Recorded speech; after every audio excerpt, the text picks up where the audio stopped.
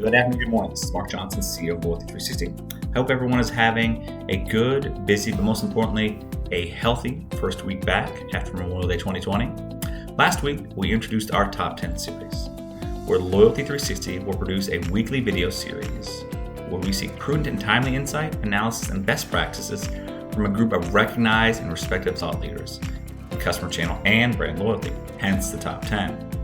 Early responses in this series will be addressing the challenges and opportunities those running customer loyalty efforts today are facing post-COVID-19. These are the challenges and opportunities that we see as a trade association for the industry from the brands and marketers who comprise our amazing community.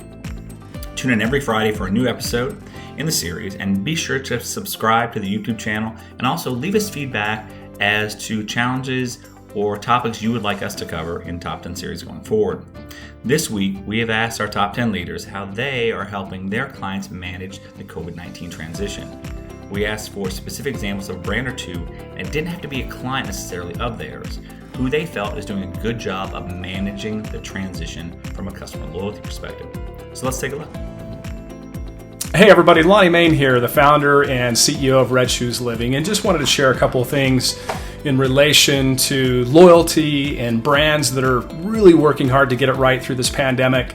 Some of the leaders and what they're doing to, authentically show up and to give back as much as they possibly can, and yet still have to make these incredible decisions in terms of cost-cutting measures and on and on and on. I've never in my lifetime, and I'm sure in yours, seen people come together like this before. I remember as the pandemic hit, the hospitality industry, Marriott specifically, had to make some significant changes within their business. Their CEO actually got on video, had been fighting pancreatic cancer, and at the time his team said, I don't think it's probably a good idea for you to get on video and address in a very transparent, open way the situation, but he did. And if you ever see the video, you can see that he gets very emotional at the end because he's being transparent. Transparency has been such a critical thing for brands that are out there today, being open and honest about their current financial situation and cost-cutting measures and what they're trying to do.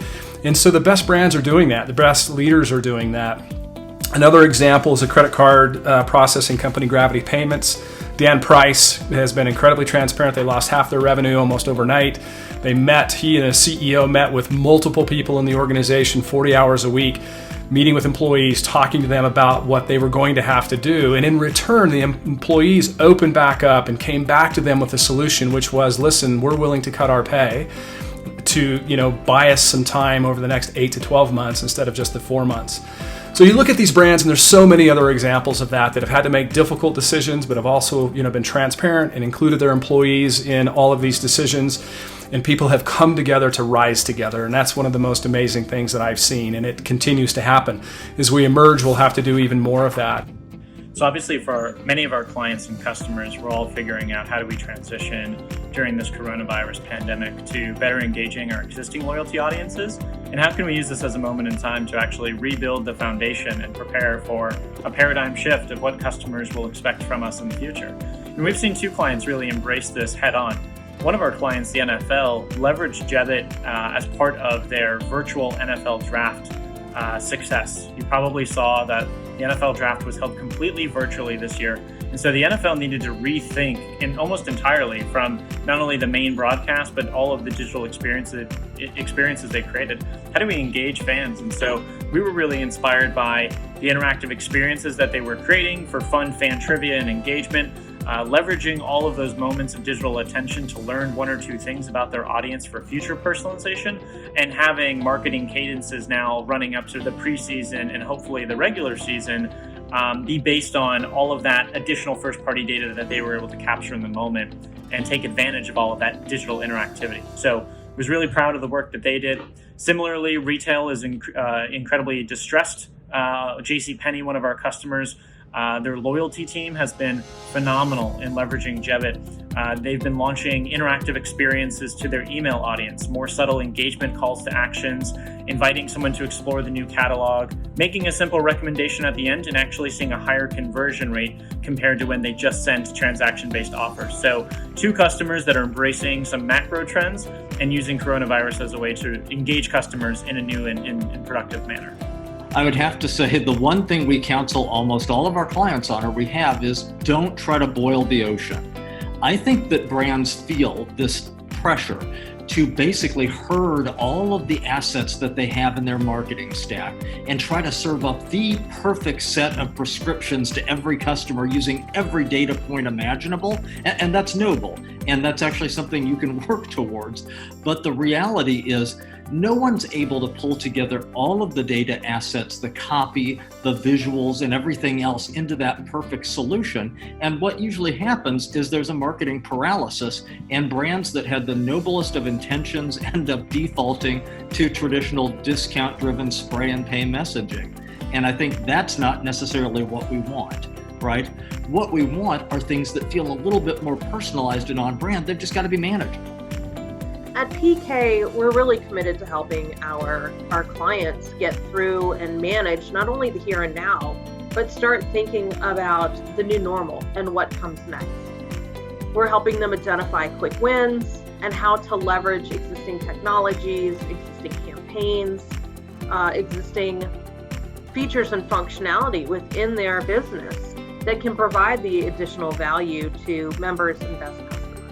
I think there are really two types of brands who are succeeding the most during this global pandemic. And the first are those who have been so quick to react and pivot and change their business model to provide that added convenience, to really look out for the safety of their customers and to change the delivery model. It's a lot more of buy online, pick up in store. Curbside pickup has never been more popular than it is now. And certainly there's the added benefit of home delivery. We're seeing delivery directly from brands that we've never seen before.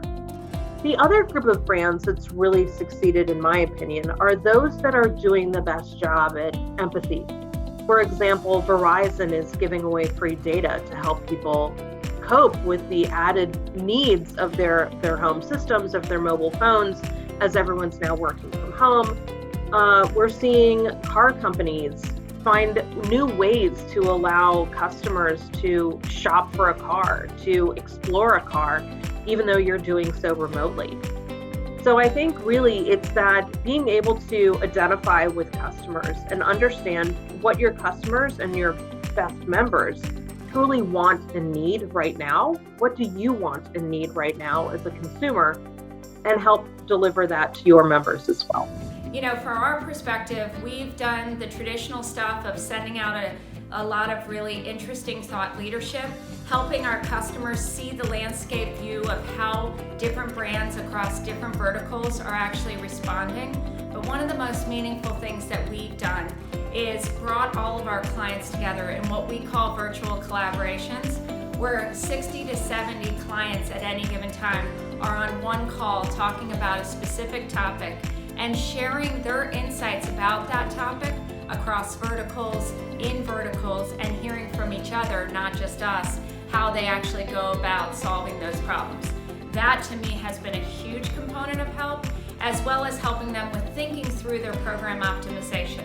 Now that there is so much time between the transactions, now that people are operating under a lot of change, what are the things that they can do differently to really beef up their program?